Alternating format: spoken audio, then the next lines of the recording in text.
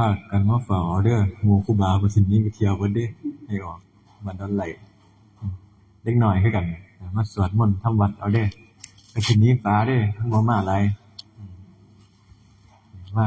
ฟังเทศน์ฟังธรรมสวดมนต์เพื่อเป็นก็เพื่อสิ่งดีๆของเฮานั่นล่ะแต่ว่าก็มาเฝ้าเพิ่นไว้เด้อเพิ่นสิลอยหนีครูบาดงเพิ่นสิลอยหนีเลยมาไหว้พระสวดมนต์มีโอกาสก็พากันเข้ามาจังหันหรือว่ามาไหว้พระสวดมนต์ฟังเทศน์ยามมื้อแลงเพื่อว่าก็เป็นการสั่งสมบารมีของเฮาสั่งสมบุญกุศลของเฮาไว้เพราะว่าสิ่งเหล่านี้ก็เฮาเฮ็ดไว้ก็เป็นของเฮานั่นล่ะบ่เป็นบ่แม่นว่าเฮ็ดแล้วสิเป็นของผู้อื่นหรือว่าถ้าให้ผู้อื่นเฮ็ดให้ก็บ่ได้บุญนี่ก็เฮาต้องเฮ็ดเอาเองเฮ็ดแล้วก็ต้องเฮ็ดบ่อยๆจังสิเห็นถ้าเฮ็ดแล้วเซาเฮ็ดแล้วก็เซาเปรียบเหมือนกับเวลาเฮากินข้าวนี่เวลาเฮาหิวเฮากินเฮาก็อิ่มจังซี่แต่ว่า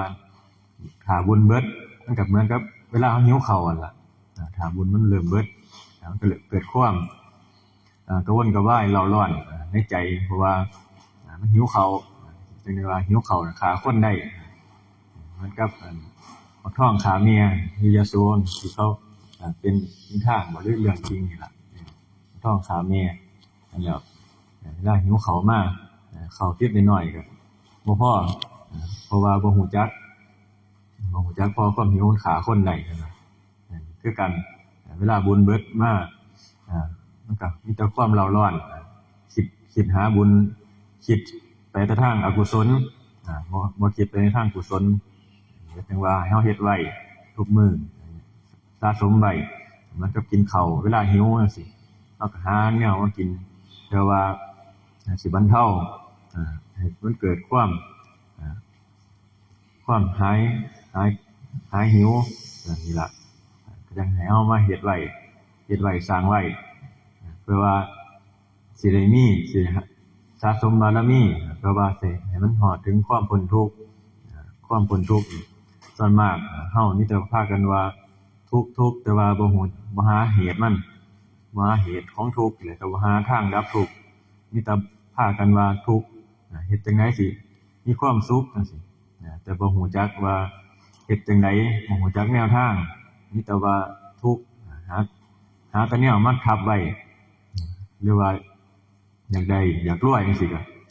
อยากรวยแต่ว่าบ่หาทำการทำงานจังซี่ก็จมแต่ว่าจนแต่ว่าทุกข์อยู่หั่นมันก็บ่เห็นบ่ฮู้จัก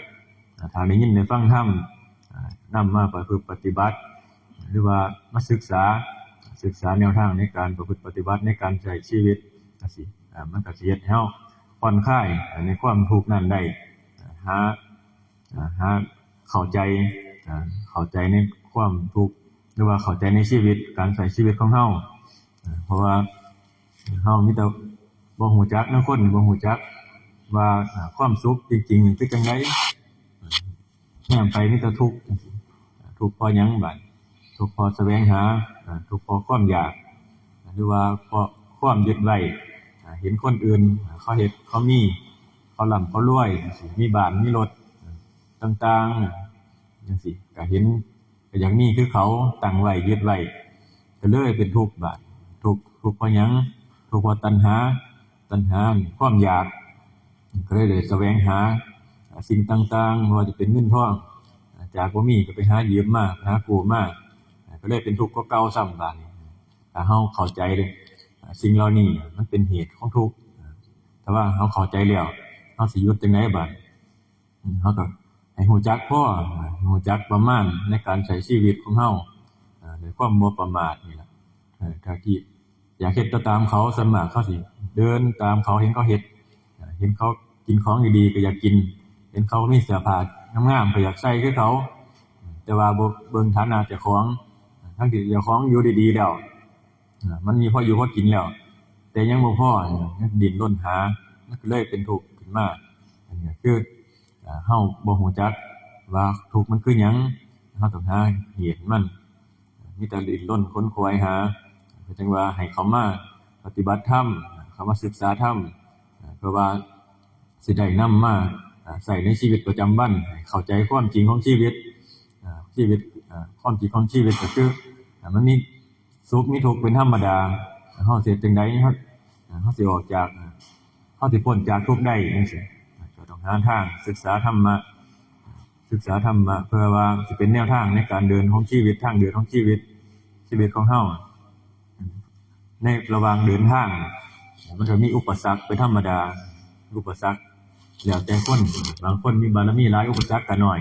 แต่ว่าถ้าบางคนบารมีน้อยอุปสรรคก็สิหลายเหมือนกับทางถ้าว่าทางเส้นหลักไปนำกรุงเทพกรุงไทยมันก็สิมีถนนดีแน่เพราะว่าหยังเพราะว่าเขาสร้างไว้งบประมาณเขาหลายแต่ว่าถ้าเป็นบ้านนอกเฮาไปนำไร่นำนาจังซี่ก็มีแต่ทางหลุมทางบ่อทางดินมันก็ขรุขระเป็นธรรมดาก็คือการเปรียบเทียบการใช้ชีวิตของเฮาบุญถ้าเฮายังบ่หลายมันก็สิมีอุปสรรคเพิ่นจึงว่าให้เฮาสร้างไว้เวลามันเต็มมาแล้วเฮ็ดหยังมันก็ง่ายมันก็สบายไปเบิดเหมือนกับเฮาเห็นครูบาอาจารย์ต่างๆที่เฮาเห็นเวลาประเทศตอนเพิ่นลำบากเฮาบ่เห็นแต่ว่าเฮาเห็นแต่ตอนเพิ่นบารมีเพิ่นเต็มแล้วเพิ่นสร้างสมบารมีเต็มแล้วคนกำลังไหลเข้าหาเฮ็ดหยังเพิ่นก็เฮ็ดไปเหมือนกับง่ายๆเฮ็ดง่ายๆคิดไว้แต่ว่าสิเฮ็ดมีความคิดขึ้นมามีความคิดว่าสิเฮ็ดนั่นเฮ็ดนี่ประสบความสำเร็จได้โดยเร็วพลันเลยก็เพราะว่าเพิ่นสะสมมาหลายแต่ว่าเฮาน่ะบ่ฮู้ว่า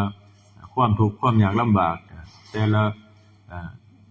ตั้งแต่เพิ่นประพฤติปฏิบัติมาจังซี่เฮาบ่ฮู้บ่เห็นนำเพิ่นเฮาเห็นแต่ตอนที่เพิ่นประสบความสำเร็จแล้วก็เลยว่าโอ้ยเป็นตาง่ายสินะเฮาเข้าใจแต่จังซี่แต่ว่าในความเป็นจริงแล้วเนี่ยเพิ่นก็ทุกข์ยากลำบากมาคือกันเหมือนกับพระพุทธเจ้าเฮากว่าสิตรัสรู้ออกบวชไปตั้งหลายปีทำความเพียรอยู่ตั้ง6ปีกว่าสิได้ตรัสรู้นี่เฮาคือกันถ้าเฮาอยากฮู้อยากเข้าใจในชีวิตจังซี่เฮาก็ต้องประพฤติปฏิบัติเข้ามาศึกษาธรรมะ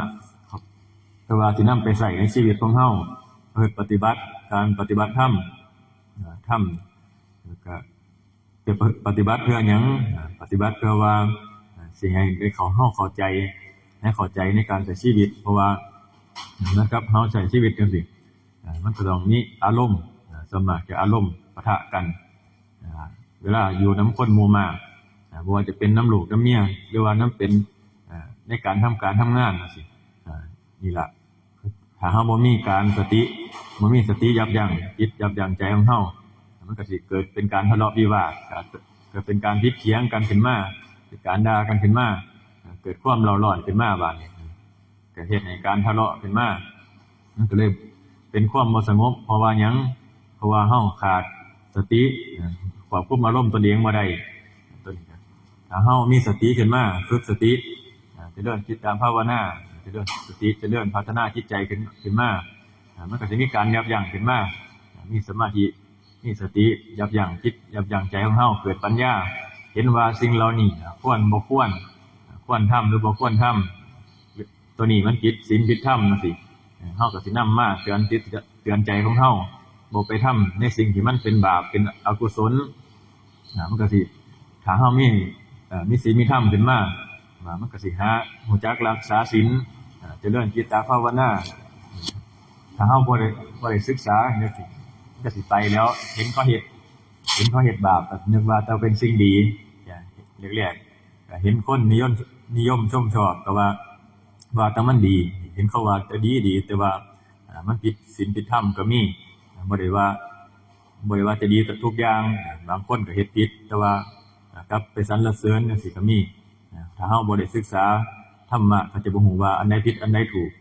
ถ้าเมื่อศึกษาแล้วก็ต้องนำไปปฏิบัตินำศึกษาแล้วบ่ปฏิบัติมันก็เป็นแค่ความรู้จำถ้าเฮาปฏิบัติไปแล้วมันก็สิเป็นความรู้จริงเพราะว่าหยังเพราะว่าประสบการณ์ชีวิตของเฮาที่ผ่านมาเฮานำมาเปรียบเทียบในธรรมะเอาธรรมะกับชีวิตความจริงที่เฮาผ่านมาเปรียบเทียบใส่กันว่ามันเป็นจริงบ่กับคือจังที่เพิ่นว่าบ่แม่นว่าศึกษามาแล้วเอาแต่ความจำมาแต่ว่าบ่ได้ปฏิบัติจังซี่ก็ต่างกันเพราะว่าการปฏิบัตินี่มันก็มีผลเห็นผลเร็ว แต่ว่าเรื่องบุญก็เป็นบุญหลายมีอานิสงส์หลายเรื่องการปฏิบัติเพราะว่าหยังเพราะว่าจิตใจเฮามันสงบมันเป็นบุญขึ้นมามันก็สิเห็นได้เร็วเห็นได้เร็วโดยเห็นได้เร็วแบบใดเห็นได้เร็วโดยใจของเฮาใจเฮามันสงบมันเย็นมันบ่เร่าร้อนบ่กระวนกระวายอันนี้ก็คือเป็นบุญเป็นความสุขขึ้นมาที่เฮาเห็นได้ง่ายแต่ว่าสิ่งเหล่าอื่นน่ะก็เห็นได้คือกันคือเหมือนการให้ทานน่ะสิเห็นได้แต่ว่าอานิสงส์นี่เฮาสิเห็นได้ช้าเพราะว่าหยังเพราะว่าเป็นการทานการทานเป็นการทานเบื้องต้นในการเสียสละในการฝึกหัดตนขึ้นมาเพื่อว่าจะเข้าถึง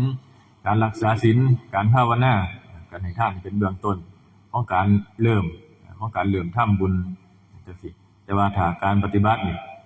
ก็อีกอย่างนึงก็แล้วแต่อินทรีย์บารมีของแต่ละคนบางคนยังภาวนาบ่ได้ก็อาศัยสวดมนต์ไหว้พระเอาหรือว่าการให้ทานจังซี่ล่ะการทำบุญหรือว่าการช่วยเหลือคนอื่นคนตกทุกข์ได้ยากจังซี่ก็ตามบารมีของแต่ละคนหรือว่าตามหน้าที่การงานของแต่ละคนเพราะว่าบางคนอาจจะเป็นการทำงานบ่มีเวลาว่างบ่มีเวลาเข้าวัดฟังธรรมแต่ว่าก็อาศัยในสิ่งที่เจ้าของเฮ็ดได้เป็นการไหว้พระสวดมนต์หรือว่ามีโอกาสบางเวลาก็ให้ทานทำบุญจังซี่บางเวลาก็หาโอกาสภาวนาเพื่อทำความสงบจิตสงบใจของเฮาไว้เอาไว้แค่นี้ละ